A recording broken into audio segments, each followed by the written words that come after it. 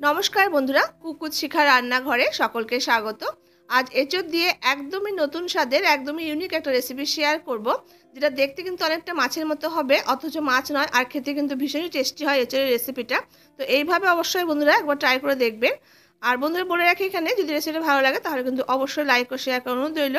তো আমি প্রথমে এঁচোড়টাকে একটা প্রেসার কুকারের মধ্যে দিয়ে এঁচোড়টাকে সেদ্ধ করে নেব। তো আমি একটা এখানে মিডিয়াম সাইজ এঁচোড়কে এবং ছোটো ছোটো টুকরো করে কেটে নিয়েছি। এবার এঁচোড়টা প্রেসার কুকারের মধ্যে দিয়ে দিলাম। এবার এর সাথে সামান্য একটু জল দিয়ে দিচ্ছি, আর এখানে সামান্য একটু হলুদ দিয়ে দেব, আর এর সাথে আমি দুটো মিডিয়াম সাইজে আলু দিয়ে দিলাম।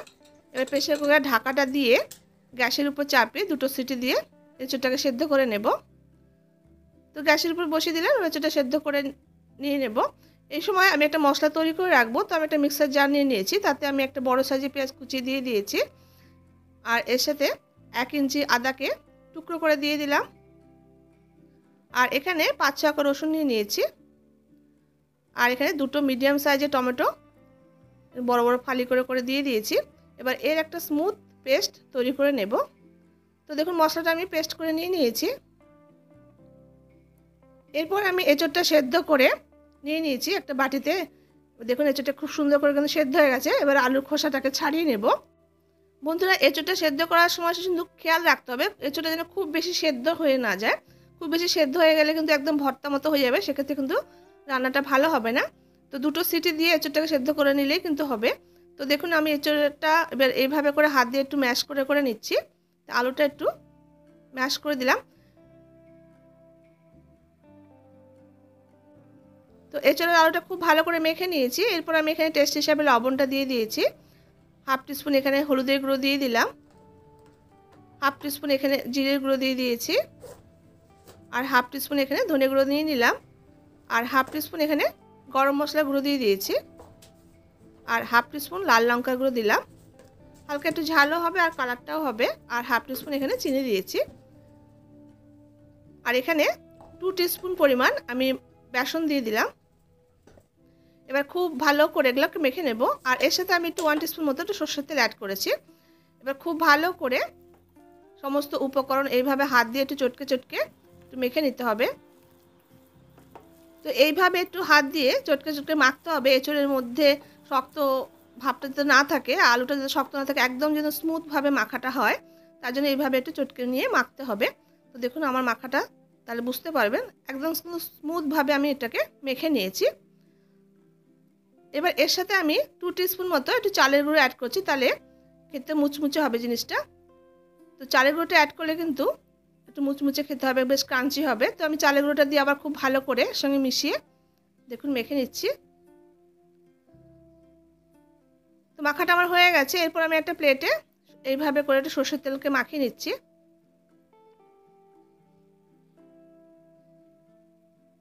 এবার এবার 2 হাতে আমি সরষের তেলটাকে এইভাবে একটু ঘষে ঘষে মেখে নিলাম।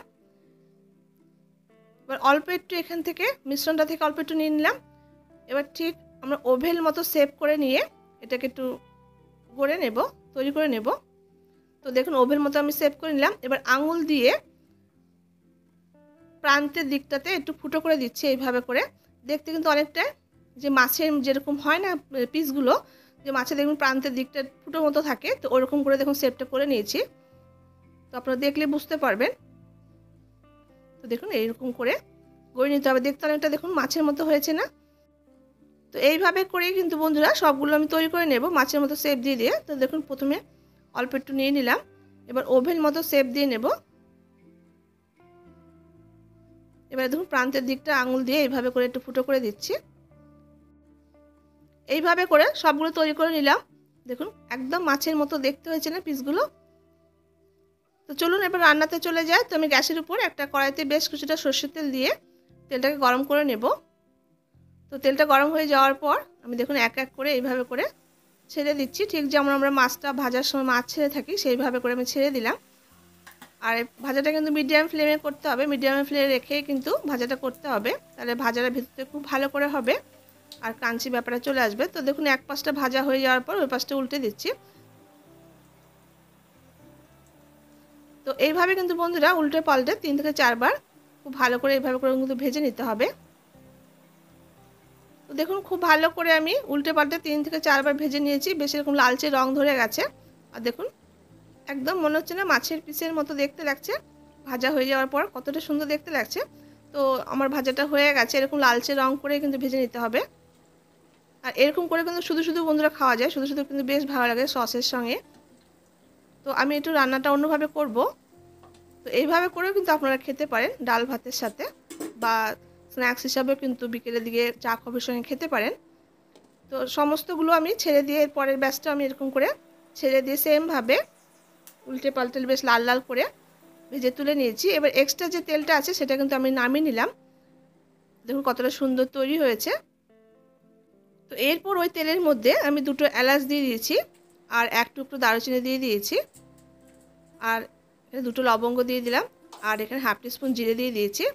এবার মশলাটা একটু ভাজা ভাজা হওয়ার জন্য অপেক্ষা করবো। দেখুন মশলাটা বেশ ভাজা ভাজা হয়ে যাওয়ার পর যে মশলা পেস্টটা আমি তৈরি করে রেখেছিলাম সেই মশলাটা ঢেলে দিয়েছি, আর মিক্সি দেওয়ার সামান্য একটু জল এখানে অ্যাড করে দিয়েছি। এবার একটু নাড়াচাড়া করে নেব মশলাটাকে। মশলাটা 2 মিনিট নাড়াচাড়া করে নিয়েছি। এবার গুঁড়ো মশলা অ্যাড করে দেবো। তো প্রথমে আমি টেস্ট হিসাবে লবণটা দিয়ে দিলাম। এরপর আমি হাফ টিস্পুন হলুদের গুঁড়ো দিয়ে দিয়েছি, 1 টিস্পুন জিরে গুঁড়ো দিয়ে দিলাম, 1 টিস্পুন এখানে ধনে গুঁড়ো দিয়ে দিয়েছি, আর 1 টিস্পুন এখানে লাল লঙ্কার গুঁড়ো দিয়েছি, আর হাফ টিস্পুন এখানে কাশ্মীরি লঙ্কা গুঁড়ো দিয়ে দিলাম। তাহলে সুন্দর একটা রিচ কালার আসবে। আর এখানে সামান্য পরিমাণ একটু চিনি অ্যাড করেছি, আর এখানে 1 টিস্পুন মতো কাসুরি মেথি অ্যাড করেছি। কাসুরি মেথির ফ্লেভারটা কিন্তু বেশ ভালো লাগে। তো আপনারা যদি পছন্দ করেন সেক্ষেত্রে দেবেন, না হলে কিন্তু কাসুরি মেথিটা স্কিপ করতে পারেন।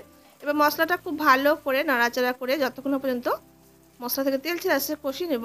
তো বন্ধুরা আমি একটু নাড়াচাড়া করে একটু ঢাকা দিয়ে রাখছি 2 মিনিটের জন্য। এতে করে দেখুন মশলা থেকে তেল ছাড়তে শুরু করবে, আর মশলা কিন্তু বেশ ভালো করে কষানোটা হয়ে যাবে। তো আমি 2 মিনিট পর ঢাকাটা খুলে নিলাম। দেখুন উপর থেকে কিন্তু তেল ভেসে এসেছে।